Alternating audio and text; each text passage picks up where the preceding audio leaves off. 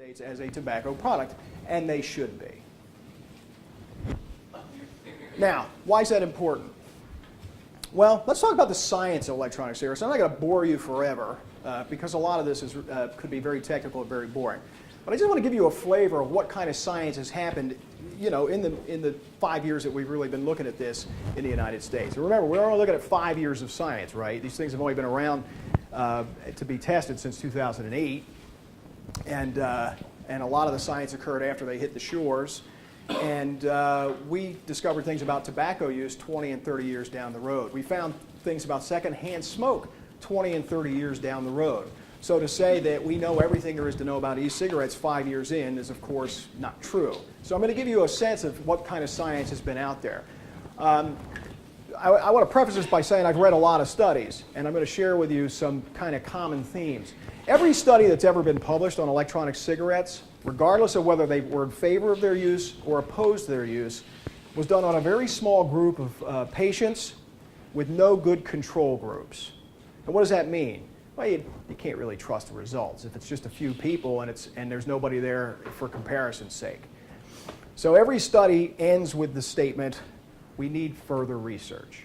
Everything you read will say, we need further research on this.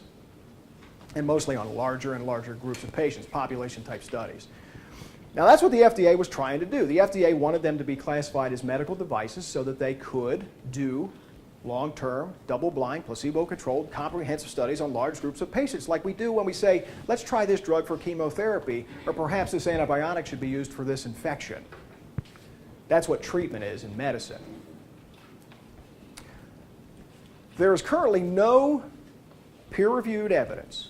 And when I say peer-reviewed, I mean it went into a scientific journal and other people looked at it. There's no peer-reviewed evidence that shows that these devices promote long-term tobacco cessation or long-term abstinence from nicotine. I'm a doctor. When I have somebody come in who's a tobacco user that I'm trying to help quit, my goal is nicotine abstinence. I'm trying to get them to overcome nicotine addiction. I'm not trying to get them to switch to something else. And all the studies on FDA-approved cessation methods, that's the end point. How many people, 6 months out, are no longer requiring nicotine? Most studies also demonstrate that these devices are being used primarily to switch nicotine delivery systems. Here's my analogy. If I drive a car and I decide tomorrow I'm going to drive a truck, I don't get credit for quitting driving, do I? No. I'd have to maybe go with a subway or walk. I don't get credit when I switch. So if I'm using nicotine in any form, and tomorrow I'm continuing to use nicotine, I haven't quit anything. I have switched. And so if you read the studies carefully, you'll realize that what the pro-e-cigarette groups will tell you is that it helps people quit smoking. But they don't then say, by switching to this form of nicotine. And when they study it and they say, see, more people quit using this method than that method, they're comparing apples and oranges. Because they're saying more people are, at the end of the day, more people aren't off nicotine in their studies. So you have to read the studies very, very carefully. However, if you look at all the approved FDA methods for quitting, and that includes nicotine replacement type therapies, and also medications like Zyban and Chantix, which have a different mode of action, they look for long-term nicotine abstinence. That is the gold standard of getting somebody to quit. And even in nicotine replacement therapy, the goal is that you switch them to that and then you taper them off. They should not be chewing gum for 7 or 10 years, nicotine gum. Now, there's a great debate about, isn't that better? We can have that conversation. But when you study it, your goal is off nicotine. I'm going to run through a handful of studies just because I'm a scientist and I have to bore you or I wouldn't have done my job completely, right? So here's a quick one that was done in 2010, and the basic gist of it was if you gave people a whole bunch of different models of electronic cigarettes, hold on, I'm being adjusted. I'll just take my jacket off. I'll solve the whole problem. All right, now we're going to work harder because we have our jacket off. I'll probably move faster also.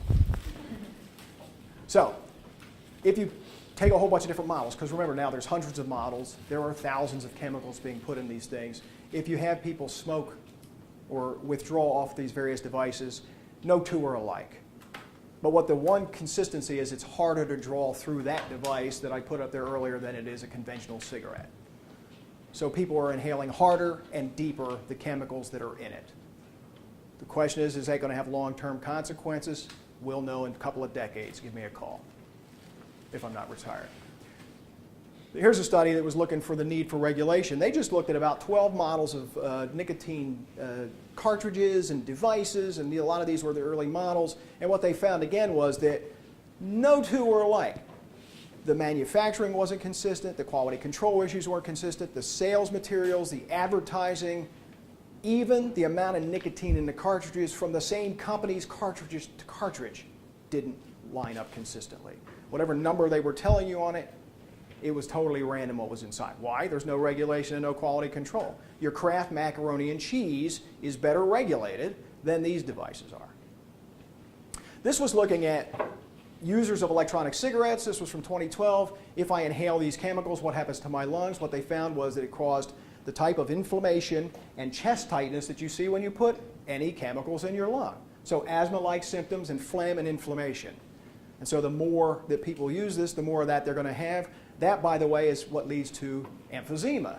So 20 years from now, I may be able to stand here and tell you that emphysema is the same in electronic cigarettes as it is in traditional tobacco, or inhaling any bad chemicals.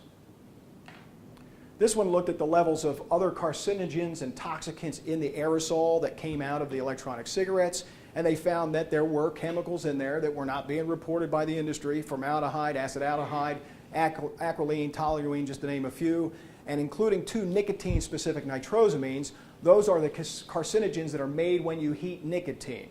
So when you heat nicotine, you make cancer-causing chemicals. These devices heat nicotine and create cancer-causing chemicals. The concentrations were lower of the chemicals than in traditional tobacco smoke, but the long-term implications of these levels of chemicals are not known and have not been studied yet.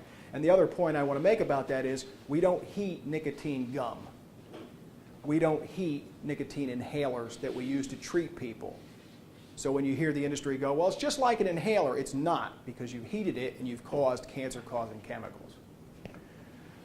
This is the amount of nicotine in the solutions in the cartridges or the devices themselves. And this was published in 2013, and this just talked about there's so much material in a little cartridge. It's highly concentrated nicotine. It might have 30 milligrams or 60 milligrams of nicotine per cartridge. And you use it for a couple of days. Well, guess what? 10 milligrams will kill a toddler. 60 milligrams will kill an adult. So a 60 milligram cartridge could, in theory, if ingested, kill an adult. So what's happened since this period of time? A big rise in the number of phone calls to poison control centers with toddlers who've ingested this, and 1 death so far. But with the explosive rise of these, those numbers are going to go up. And by the way, none of those are child-proofed. Again, your Tylenol is better child-proof than this poison. And does anybody know what nicotine was used for in addition to being this sort of recreational drug? It's an insecticide. It kills insects dead, much like Raid does. How does it do that? It's a stimulant. So the dose is high enough in an insect that it seizes to death. It's a neurostimulant effect, and the bugs basically seize to death. How do you make it? Well, if you would like to make it at home, you take 1 cigarette butt and you put it in a quart of water. You let it soak for about 12 hours. And then what's in the water you can spray on your plants to kill bugs. If you took that same quart of water and put fish in it, like freshwater goldfish and that sort of thing, 50% of the fish will be dead in a day. So that's the level of toxicity that we're talking about. Now we're putting in little tiny cartridges, and when I show you some pictures later, we flavor them up as if they're bubble gum and gummy bear, and then ask our toddlers not to get into that. I think we're fighting an uphill battle. This was one that was published in 2013 looking at heavy metals, because you'll also hear the cigarette industry will say there's less chemicals in the stuff. Well, when people first started studying them, they were studying for the things that are in tobacco smoke, for comparison's sake. What we found now is if you look for other things that you hadn't thought to look of because you're dealing with a different device, you might find something a little more alarming. So this one looked at heavy metals, because guess what? It's a metal tube, and you're aerosolizing and heating the metal, and sure enough, levels of heavy metals were markedly higher in the chemical emissions of an electronic cigarette. 9 of 11 that were studied were markedly higher. And they included things like chromium, which is sometimes in the batteries, tin, silver, iron, nickel again, aluminum, cadmium was in there again from the batteries. So you know you're heating this thing up adjacent to a battery, and some of those heavy metals are leaking into the aerosol. And then the most recent one from 2015 that probably scares me more than anything is the hidden formaldehyde in e-cigarettes. What they discovered was that at low voltage, electronic cigarettes release lower levels of formaldehyde than a combustible cigarette. But the higher the voltage, the hotter you try to burn it, the more you increase the level of formaldehyde. So in essence, electronic cigarettes have higher levels of formaldehyde than traditional cigarettes. So you can't make an argument that these are safer in a lot of ways than electronic cigarettes. They're different. And they're going to have different problems associated with them, but they're going to have problems associated with them. Last one I want to touch on is a longitudinal analysis of, because we hear this is all about cessation. This is helping people quit. We shouldn't interfere with helping people to quit. So this looked at electronic cigarette use and smoking cessation. This was from Journal of American Medical Association in 2014. And what they looked at was a long international study. They found that 85% of smokers who used electronic cigarettes reported using them to quit, but that in actuality, the e-cigarette users did not quit any more frequently than non-users. It had zero impact. They all say, that's why I'm trying. What we find out is that there's more dual use, that they use them in environments where they can't use traditional cigarettes as a way of kind of maintaining their addiction, and then they use the traditional cigarettes when they're not in that environment anymore. So imagine we're here in the United States, we have Florida, we have smoke-free restaurants, and it used to be that somebody who smoked would have to get up and kind of be, you know, I got to go outside and smoke, and kind of be ostracized from the party. Not anymore. If they can hang out at a place like Boca, which decided they're going to allow electronic cigarettes in restaurants, he doesn't have to get up. That doesn't help motivate him to actually quit, does it? It helps to maintain his addiction. The easier we make it for you to maintain your addiction, you're going to do that, because for addicts, it's the path of least resistance.